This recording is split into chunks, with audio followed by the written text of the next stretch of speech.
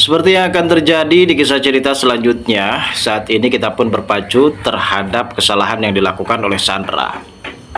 Saat ini Dikta benar-benar mencurigai sosok Sandra, walaupun ia memang belum begitu kenal, namun ternyata ia mendapatkan curhatan dari Aurel. Yang dimana saat itu Aurel menunjukkan karakter yang lebih berbeda terhadap Sandra.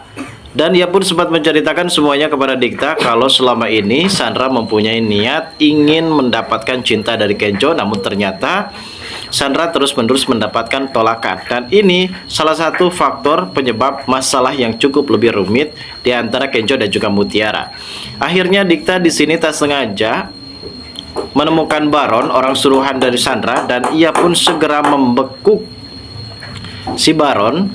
Dan pada akhirnya kini Baron pun berhasil ditangkap oleh Dikta dan ia akan segera diseret oleh Dikta ke dalam sebuah penjara. Dan pada akhirnya Dikta pun di sini tidak mau ia di penjara sendirian, dan pada akhirnya ia pun melaporkan kejadian tersebut kepada Dikta kalau ternyata dia adalah orang suruhan dari Sandra. Dan betul saja, selama ini Kenjo dan juga Mutiara memang selalu berprasangka kalau ini semua adalah ulah perbuatan dari Sandra. Terlebihnya memang saat itu Mutiara yang sempat mendapatkan ancaman dari para preman yang mengaku-ngaku kalau dirinya adalah debt collector yang sempat menagih uang pinjol. Dan ini menjadi salah satu faktor penyebab kalau ternyata selama ini Sandra benar-benar mempunyai antusias ingin menghancurkan Mutiara, teruntuknya bisa saja kalau Sandra ini mencelakai Mutiara. Dan sebenarnya di sini Kenjo dan juga Dikta benar-benar akan selalu menjaga hubungan Kenjo dan juga Mutiara. Bahkan saat ini Dikta pun benar-benar berhasil menangkap Baron, anak buah dari si Sandra, guys.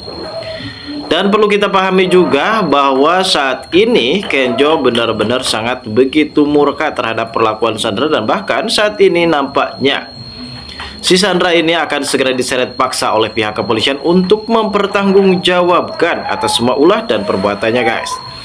Lalu bagaimana alur cerita yang akan terjadi selanjutnya nanti?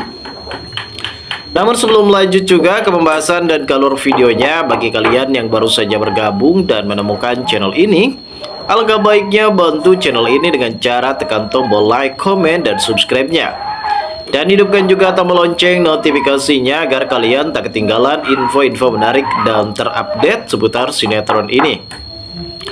Dan namun sebelumnya juga mari kita mendoakan kepada seluruh kru dan pemain agar sehat selalu, serta doakan sinetron ini kedepannya semakin menarik lagi agar supaya bisa bertahan di rating yang paling teratas.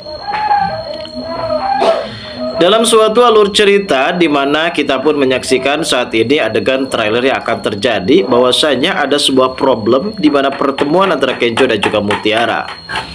Mutiara ini mahir untuk memasak nasi goreng. Segala masakan ia bisa, termasuk nasi goreng, yang dimana ternyata Widuri dulunya adalah koki di sebuah perusahaan restoran ternama Hotel Bintang 5 yang ada di Jakarta.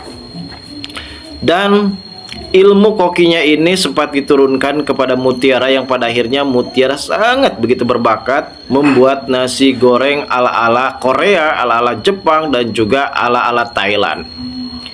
Sepertinya nasi goreng tersebut sempat dicicipi oleh Kenjo, dan ada hal yang cukup lebih mengejutkan dari Kenjo, di mana Kenjo saat itu benar-benar menikmati nasi goreng tersebut, dan ia menganjurkan, memberikan saran dan merekomendasikan nasi goreng Mutiara itu supaya bisa dibuat di salah satu kafe di tempat Mutiara bekerja. Dan kemungkinan besar Erlangga, maksud saya Dikta, saat ini benar-benar akan segera mengetahui masakan Mutiara, dan kemungkinan besar menu spesial nasi goreng tersebut akan menjadi menu yang termahal dan terfavorit. Bahkan penjualan nasi goreng itu sangatlah begitu cukup diminati oleh para customer, yang pada akhirnya mungkin Dikta sendiri akan mengangkat masakan Mutiara ini sebagai masakan terfavorit di kafenya tersebut. Namun di sisi lain kita bisa melihat bagaimana saat ini konflik di antara Rianti dan juga Pak Aditya. Rianti dan juga Pak Aditya kini kembali memanas, apalagi Aditya yang terus mengancam kepada Rianti kalau sampai Rianti berbuat salah terhadap Ibu Cynthia, apalagi sampai Ibu Cynthia benar-benar merasa dikecewakan karena Ibu Cynthia ini akan menjadi investor baru di perusahaan Aditya yang kali ini akan mengalami pemerosotan. Dan bahkan bisa dikatakan kalau perusahaan Aditya ini mengalami kebangkrutan, guys.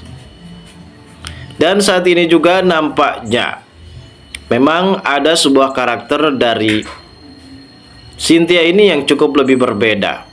Pada saat itu supir pribadi dari Pak Aditya juga sempat menyangka kalau ternyata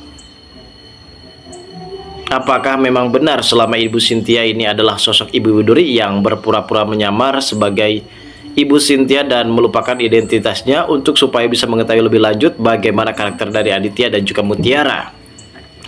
Dan Aditya pun sempat mendapatkan respon tersebut dari supir pribadinya, dan hal ini juga yang bisa membuat Pak Aditya terus-menerus merasa curiga terhadap Cynthia, istri almarhum dari Pak Bobby, pemilik perusahaan terbesar di Indonesia. Dan di adegan selanjutnya, guys, nampaknya di sini pertemuan antara Kenjo dan juga Sandra. Saat ini Kenjo benar-benar sangat begitu muak terhadap Sandra karena Sandra di sini masih saja berulah.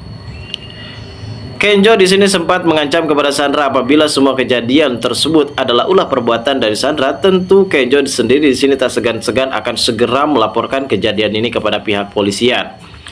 Dan betul saja, guys, pada saat itu ketika Dikta yang memang sudah mencurigai terhadap Sandra, di mana Dikta sendiri di sini mendapatkan jalan ketika ia mengetahui adanya Baron, anak buah dari si Sandra ini, terus mengintai kepada Mutiara, dan akhirnya Dikta berhasil menjebak si Baron dan ia pun berhasil menangkap si Baron, dan ia akan segera menjerat Baron ini kepada pihak berwajib, yaitu kepada pihak kepolisian.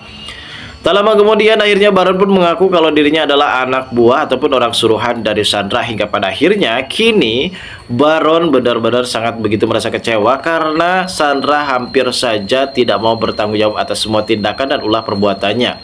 Namun saat ini nampaknya bukti-bukti yang telah ada di ponsel milik Baron menunjukkan kalau Sandra ini adalah orang yang benar-benar menyuruh si Baron, guys. Dan inilah akhirnya sebuah fenomena kesalahan kejadian yang menimpa terhadap Mutiara benar-benar terungkap juga atas kasus penculikan dan asas kasus juga pencopetan HP, dan ada kasus-kasus lainnya yang sempat dilakukan oleh Sandra terhadap Mutiara, dan ini akan dipertanggungjawabkan di kantor kepolisian. Lalu bagaimanakah keseruannya? Kita tunggu saja, guys, kelanjutan ceritanya nanti sore. Terima kasih bagi kalian yang sudah menonton video ini, dan bagi kalian yang baru saja bergabung dan menemukan channel ini silahkan subscribe.